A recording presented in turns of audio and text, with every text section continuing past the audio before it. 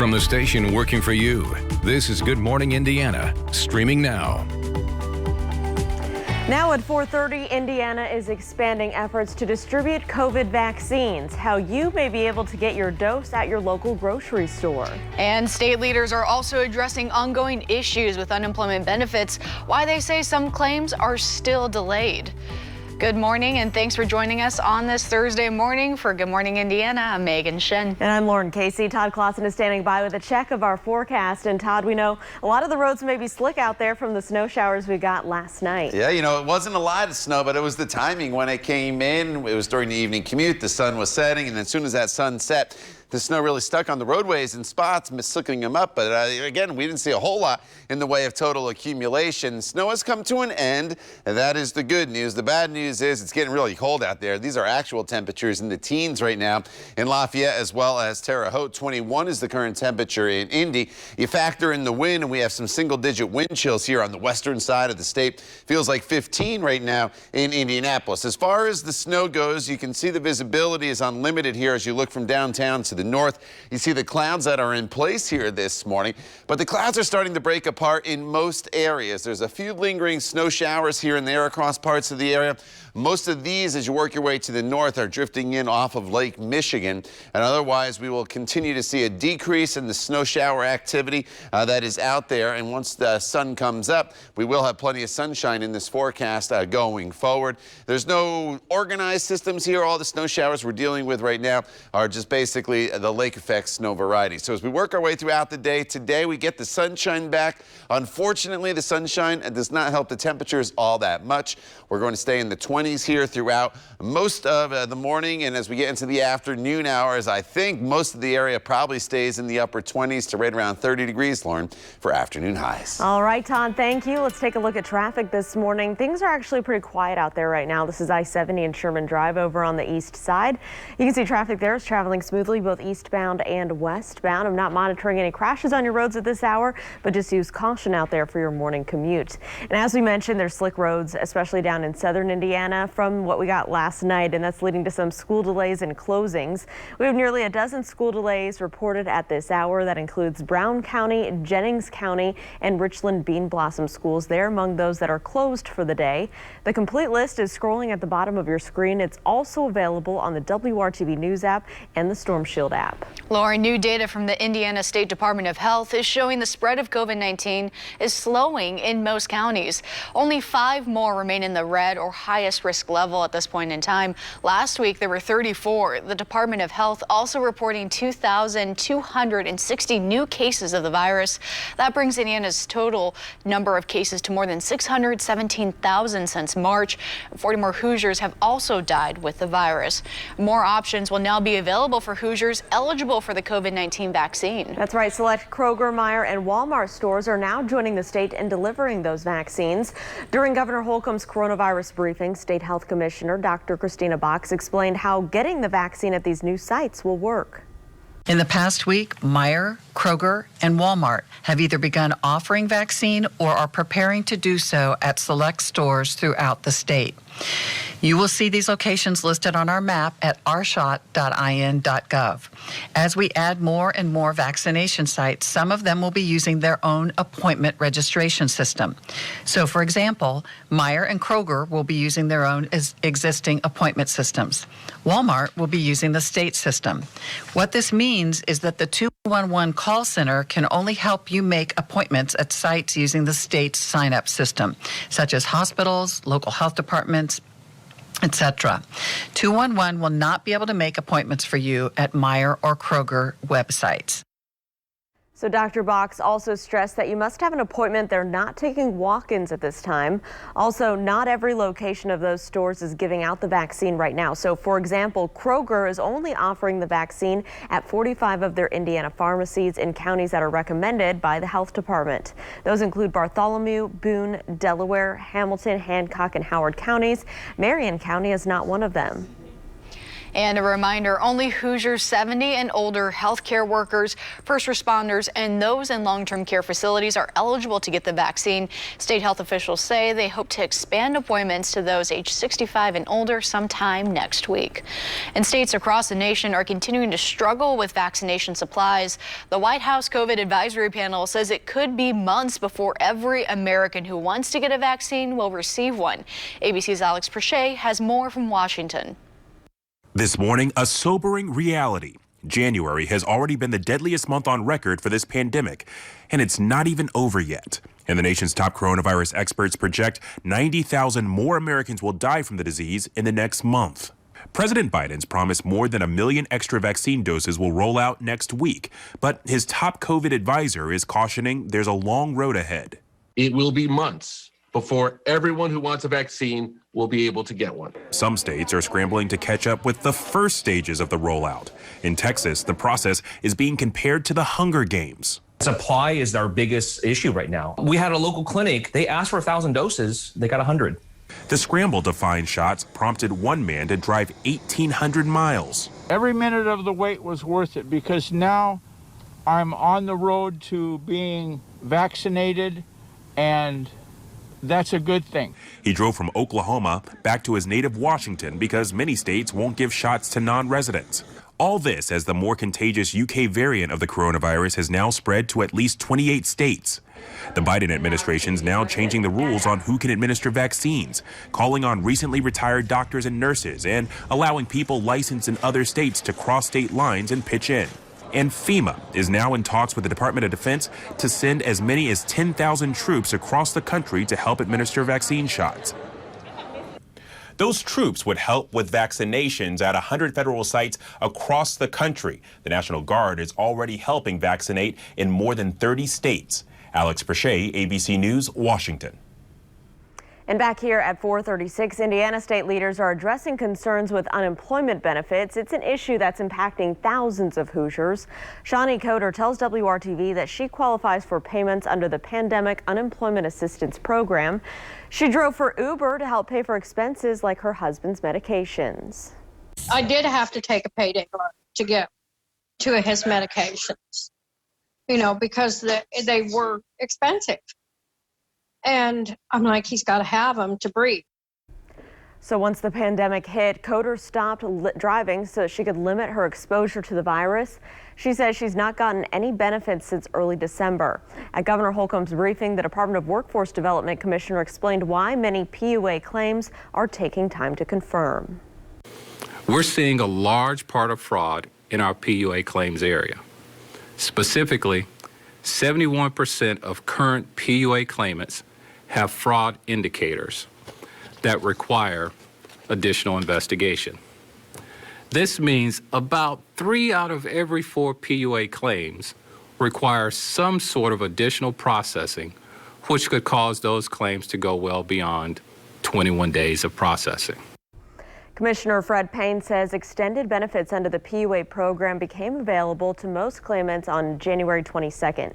He says the remainder of eligible applicants will get the payments starting tomorrow. Megan. Lauren, sometimes unemployment benefits are denied or delayed because of other mistakes. Vicki Robling has counted on unemployment benefits since she was let go from her job last January. She worked at Black & Decker as a tool assembler. Robling says she had to survive on $150 per week. Eventually, Robling spoke to a former co-worker about the situation. He said, well, check on your benefit page. She says, because a lot of people has been messing up. And that's what I did, and I was shocked. She says it appears her former employer made a mistake. Paperwork was missing for the second quarter, so she was not paid at all during that time frame. The HR department apologized and updated the correct information with the state, yet Robling has still not been paid her benefits since June. It's very aggravating. Because you've got all the paperwork, everything shows that it's missing, it's not my fault, so why aren't you fixing it right then?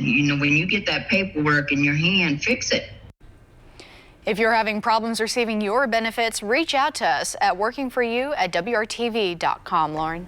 At 4:39, a proposal in the State House is moving forward to expand Indiana's safe haven law that allows parents to surrender a newborn to a fire station, a police station, or a safe haven baby box like these and remain anonymous. The new proposal by Representative Ryan Lohr would also allow parents to surrender a newborn if the parents call 911. Emergency services could then pick up the baby and the parents would remain anonymous.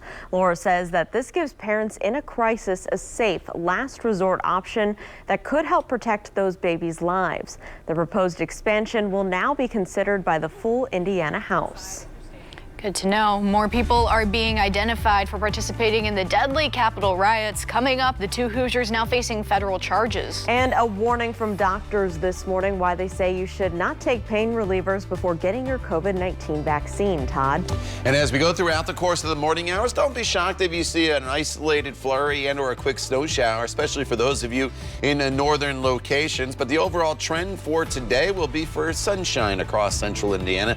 As it finally returns, we'll talk about that and look ahead to the weekend forecast, which includes another storm system heading our way. We'll lay it all out for you, and Good Morning Indiana continues right here on WRTV.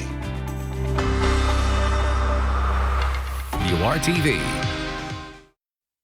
Welcome back. Federal authorities are continuing to identify and charge those involved in the deadly riots at the Capitol. This morning, two more central Indiana men are facing charges. Photographs show Israel Tutro of Greenfield and Joshua Wagner of Greenwood inside the Capitol that day. They face multiple charges now. Those include knowingly entering a restricted building and disorderly conduct. Wagner surrendered to police on Tuesday, and a warrant has been issued for Tutro's arrest. A third Indiana man is also facing charges related to the riots. According to the FBI, John Schaefer of Columbus turned himself in earlier this month. Lauren. We do have some sad news this morning as D.C. Metro Police confirm a second officer who responded to the Capitol riots died by suicide. This is the first time the forces confirmed that two officers took their own lives after the attack. One was with Capitol Police, the other with Metro Police Department. A third Capitol Police officer, Brian D. Sicknick, died a day after the riot due to injuries he sustained while on duty. Time now is 4:44. Some people prepare for a potentially uncomfortable medical event. They might feel tempted to take something for the pain ahead of time, Lauren. That's right, but some doctors making a warning not to do that before you get your COVID-19 vaccine. Experts say there just isn't enough known yet about pain medications like Tylenol or Advil and how they interact with COVID vaccines. The vaccine triggers immune system to build up a response to COVID-19, and since some pain relievers are anti-inflammatories, it could prevent your body from responding. Another reason it's helpful not to pre-medicate yourself is that you can really pay attention to what your symptoms are. Well, if you do take pain medication or anti-inflammatories on a regular basis for maybe some other issues, it is best to talk with your doctor first about using them with the COVID vaccine.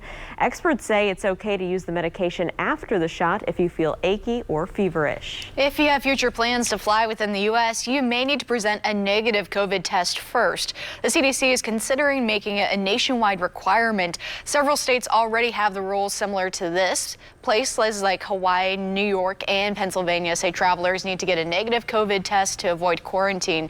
The potential new CDC rule would deny domestic travelers boarding without a test taken no more than 3 days prior to the flight or proof of virus recovery in the last 3 months.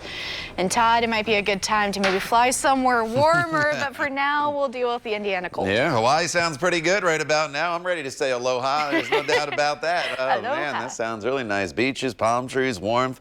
Outside right now, we have skies that are partly cloudy. There are a few snow showers out there still, which I'll show you on radar, but at least here downtown to the north, you notice visibility is not reduced, so that's a good indication that there's no snow showers in the immediate downtown area. 21 degrees right now, feels like 13 though. The wind not all that strong, but it's that chilly wind direction out of the northwest at 6 miles per hour. 20s in the central portion of the state here as you work your way from south to north.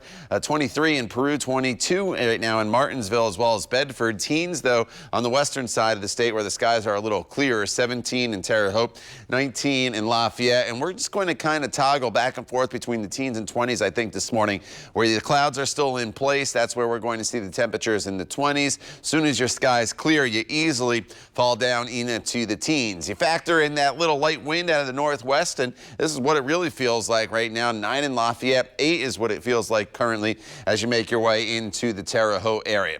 As far as temperatures go throughout the entire day, even though we are getting the sunshine back, which is very welcomed across the area, it's been a very cloudy week so far, temperatures are just not going to warm. We're in the 20-degree range here this morning for the commute, 27 by the noon hour, and then eventually high temperatures later on this afternoon are going to be topping off right around 30 degrees.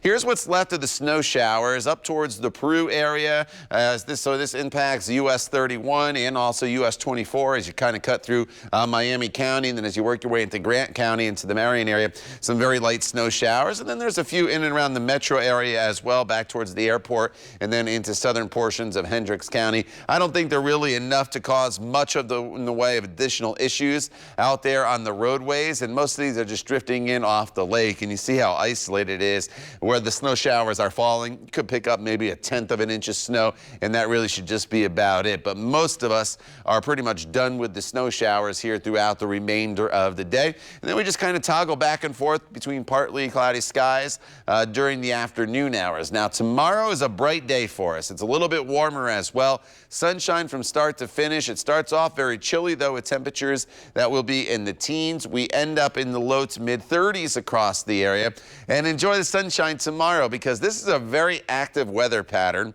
We had the wintry mix on Monday. We had the snow yesterday, a little bit of a break now, and then as we get into the weekend, I think Saturday afternoon we start with some snow across the area. Then the temperatures are warm enough to go over to all rain. It stays rain for most of Sunday, and then on the backside of the system it turns back over to some snow, and some of that snow could continue into your Monday morning commute as well. Tuesday and Wednesday will be quiet, and then another storm system will be heading our way, Lauren, as we head into the end of next week. All right, Todd, thanks so much. Let's take a look at your commute on this Thursday. Here's a look at I-69 and State Road 37. This is up in Hamilton County. You can see traffic there is traveling up to speed this morning. Looks like you can see a little bit of precipitation as you look closely there at the screen, but it's not slowing down traffic too much. Of course, we'll continue to keep you updated. Megan? Lauren, thank you. Walmart has a new strategy to speed up delivery and curbside pickup orders. The retailer announced that it plans to build automated mini warehouses in dozens of stores that will be able to store thousands or 20 to 30,000 square foot fulfillment centers, either in the back room of the stores or next to them. Robots will gather thousands of items, and then employees will assemble the orders. The company says these centers will allow them to handle more orders at a faster pace, Lauren. Well, preparations are underway in Tampa for the Super Bowl next Sunday, and while crews prepare the stadium, fans at home are preparing to eat a lot of wings. According to National Chicken Council's Wing Report, Americans are expected to eat a staggering 1.4 billion chicken wings on Super Bowl Sunday. That's enough wings to circle the earth 3 times. Also a fun fact, 72% of Americans like French fries with their wings, and only about 14% prefer celery. Well, the Super Bowl is also adding a new performer. After her inspiring inauguration performance, Amanda Gorman will have the spotlight again before the big game on February 7th. She'll recite an original poem, not of football, but instead highlighting 3 people, a nurse, an educator, and a veteran, as honorary captains for that game. 22-year-old Gorman is the youngest presidential inaugural poet in U.S. history. Lauren, the notorious meme of Bernie Sanders has raised millions of dollars for charity in just a week. A photo of the Vermont senator with his hands crossed and a pair of knit mittens at the inauguration went viral. Sanders then decided to put that picture on some merchandise and donate 100% of the proceeds. Now $1.8 million has gone towards Vermont Meals on Wheels program, and it's all for a good cause. All right, well, it's a new twist on a candy bar favorite. What we know about this tease for Butterfinger peanut butter just after the break. Yummy. In Central Indiana organization now has an extra $25 million. Coming up, all new at 5, the story behind the historic gift and how the money will help Hoosiers in need. We'll be right back after this break. WRTV. Welcome back. It is 4:55 on your Thursday. Here's a live look at your commute this morning. Around central Indiana, I'm not monitoring any crashes or delays to slow down your roads. Everything is traveling smoothly. Here on the northwest side, same stories. That is good news. Keep in mind we have several school delays and closures to our south this morning. So check the WRTV mobile app at the bottom of your screen before you send the kids out to the bus stop. So Megan, nobody better lay a finger on my Butterfinger, or maybe Butterfinger peanut butter. Ooh, plot twist. Yeah. And if you love the candy crunch that the bar brings, listen to this. The Ferrero brand took to social media to tease this there we go, this photo of Butterfinger flavored peanut butter. The caption reads, "We just had the best idea for National Peanut Butter Day. Just kidding, unless." Well, Instagram users quickly flooded with comments waiting for the company to make the peanut butter a reality. So no word yet, but there is a chance that it could happen. Todd, that sounds quite delicious. You're saying you're a fan of peanut butter? I like peanut butter. I don't know. I want Butterfinger peanut butter. I mean, maybe a little too sweet. I just stick to the traditional, smooth or crunchy. Doesn't even matter what brand it is. Butterfingers aren't even my favorite candy bar, so we'll see. I mean, I like them, but anyway. Yeah, I'm an almond joy kind of gal. All right. That's my mom's favorite candy bar, too. All right, outside right now, we're dealing with temperatures in the teens and 20s. There's a few lingering snow showers out there currently. Nothing that's going to cause any issues on the roadways, or at least any additional issues, but be aware of some slick spots, obviously, from the snow yesterday, but plenty of sunshine today, plenty of sunshine tomorrow, and then we get the next storm system in here. Saturday, wintry mix going over to plain old rain Saturday into Sunday. Sunday's kind of rainy, and then it turns snowy as the colder air comes back in. So there's a lot going on in this extended forecast. We'll break it all down for you coming up when Good Morning Indiana continues at 5 o'clock.